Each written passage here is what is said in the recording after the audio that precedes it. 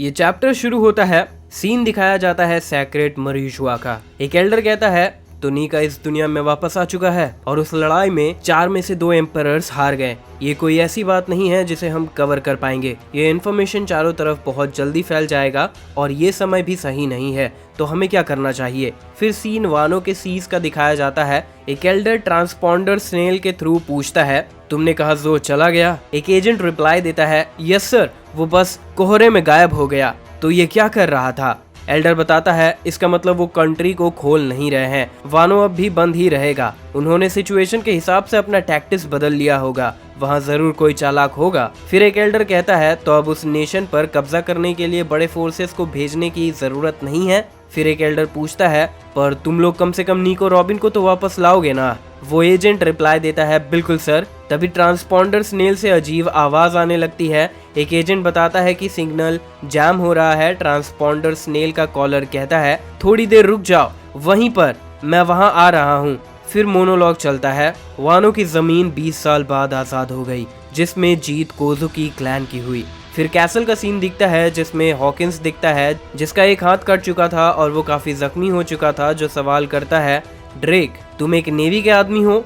Drake भी काफी injured हो चुका है, जो कहता है, मैं इसका जवाब नहीं दे रहा, तुम यहाँ ये पूछने के लिए आए हो। हॉकिंस बैठ जाता है। ड्रेक कंटिन्यू करता है, तुम्हारी हालत तो खराब लग रही है। तुमने तो फ्यूचर देखा था कि जब तक तुम काइडो के साथ हो तुम्हें कुछ नहीं होगा। हॉकिंस कहता है, मैंने उसके साथ काम किया क्योंकि उसके सामने मुझे मौत दिखती थी, लेकिन किड और किलर ने मौत का बहादुरी से सामना किया और उसका साथ नहीं दिया। मैंने उनकी जीत देखी थी, फिर भी मैंने उनका साथ नहीं दिया। ड्रेक याद करता है जब हॉकिंस ने कहा था, अगर तुम उन्हें धोखा देना चाहते हो तो ये सही समय है। इसका मतलब क्या है। हॉकिंस ने बताया था कल एक आदमी के बचने के चांसेस बस 1% है, उसके लिए ये बुरा है। प्रेजेंट में ड्रेक कहता है, तो तुम जिसके बारे में कह रहे थे वो। तभी हॉकिंस कहता है, मैं।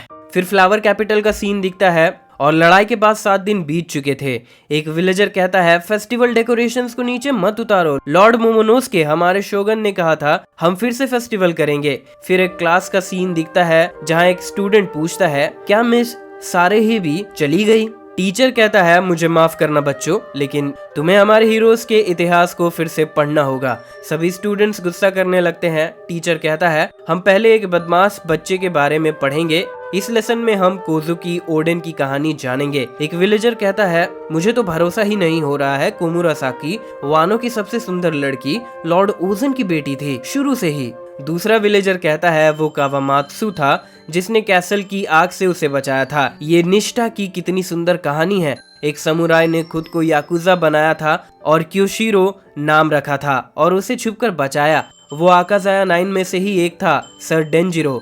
पैराडाइज फार्म में एक आदमी कहता है, तुम उस आदमी को जानते हो जिसने काइडो को हराया। एक आदमी कहता है, मैंने सुना है कि वो एक वॉरियर है, जॉय बॉय नाम का, है ना, लेकिन शायद वो यहाँ से जा चुका है। फिर एक विलेजर कहता है, काश मैं उसे देख पाता, एक हीरो जो गॉड ऑफ द ब्लेड को टक्कर दे सकता है।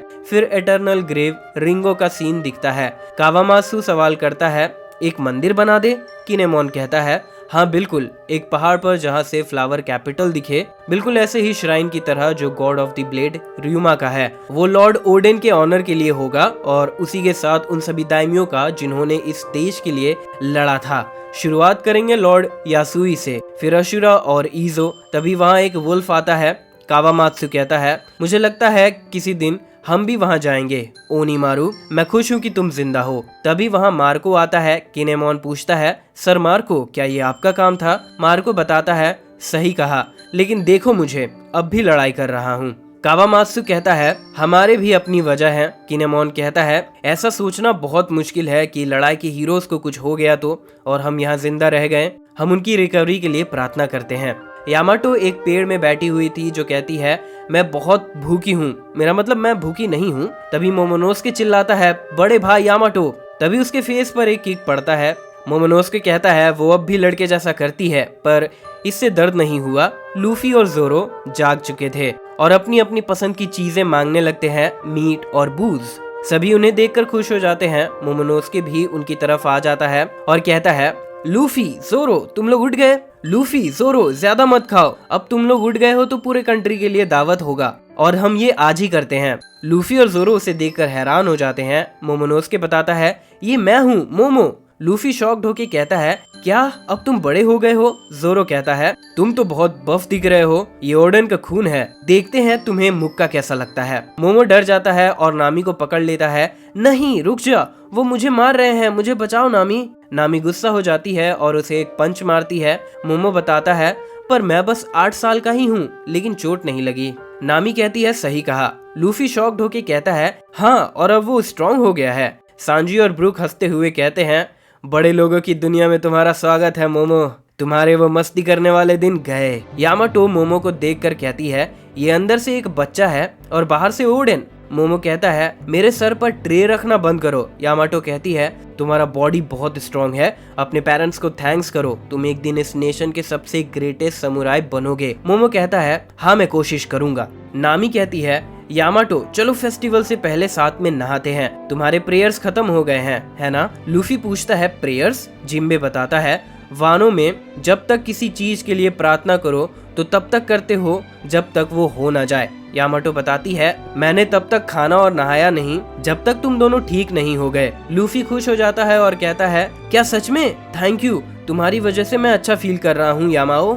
जोरो कहता है, लेकिन हम गंदे नहीं हैं। कोमुरासाकी बताती है, क्योंकि मैंने तुम्हें साफ रखा, ये अच्छी बात है ना? सांजी बहुत गुस्सा हो जाता है कि मॉसेट हमें बात करनी होगी। जोरो पास्ट याद करता है जिसमें सांजी ने कहा था, फिनिशर के बाद अगर मैं पागल हो जाऊं तो मुझे मार देना, और फिर कहता है, सही कहा। सांजी और जोरो फाइट करने लगते हैं। जोरो कहता है, मैं हेल से वापस आया हूँ तुम्हें मारने के लिए।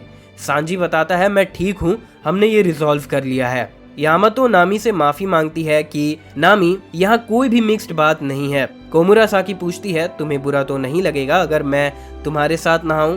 टाउन में एक विलेजर कहता है, जश्न आज ही होने वाला है, अब हम कोजुकी क्लैन के रिटर्न को सेलिब्रेट करेंगे। फिर तोकागे पोर्ट का सीन दिखता है। फ्रैंकी कहता है, आखिरकार ये शेप में आ गया। उसॉप कहता है, हाँ अब हम सेल कर पाएंगे। फ्रैंकी कहता है, जनरल फ्रैंकी भी अब नॉर्मल हो गया है। बेप्पो और किलर को वो चीज बहुत कूल लगती है। कैप्टन किड कहता है, इतनी भी दोस्ती मत दिखाओ, चौकन्ने रहो जब तक हम यहाँ से चले नहीं जाते। किलर कहता है, किसी तरह कहीं ना कहीं इंटेल लीक हो जाएगा और पेपर भी इसके बारे में सुनेंगे, वो लोग हमारे पीछे जरूर आएंगे 4 एम्परर्स के रिप्लेसमेंट्स के लिए। लॉ एग्री करता है, सही कहा, वो लोग हमें इस क्लोज नेशन के अंदर तो नहीं देख सकते और हम भी दुश्मन को नहीं देख सकते कि वो क्या कर रहे हैं। बेप्पो कहता है, क्या होगा अगर उनका बाउंटी इतना बढ़ जाए, ऐसा नंबर जो हमने कभी देखा भी ना हो। आपू कहता है, 1 नंबर, सही कहा, कौन जानता है ये इन्फॉर्मेशन कैसे बाहर गई होगी। किड चिल्लाता है, ऐसा दिखाना बंद करो कि ये तुमने नहीं किया। आपू कहता है, मुझे पता है तुम भी अपने नए बाउंटी जानना चाहते हो, तुम ये देखना चाहते हो, है ना? ये देखो तुम्हारे बाउंटी और नाम, वो लोग तुम सभी को नए एम्परर्स ऑफ द सी कह रहे हैं। तभी एक आदमी दिखता है जो उड़ रहा था और ट्रांसपॉन्डर स्नेल में बात कर रहा था।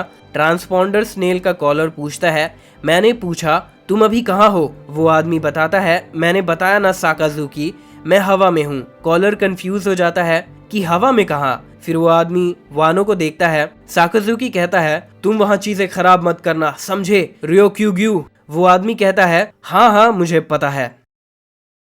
और इसी के साथ ये चैप्टर यहाँ खत्म हो जाता है और ये वीडियो भी। वीडियो अच्छी लगी हो तो वीडियो को लाइक करें, शेयर करें, चैनल को सपोर्ट करने के लिए सब्सक्राइब करना ना भूलें।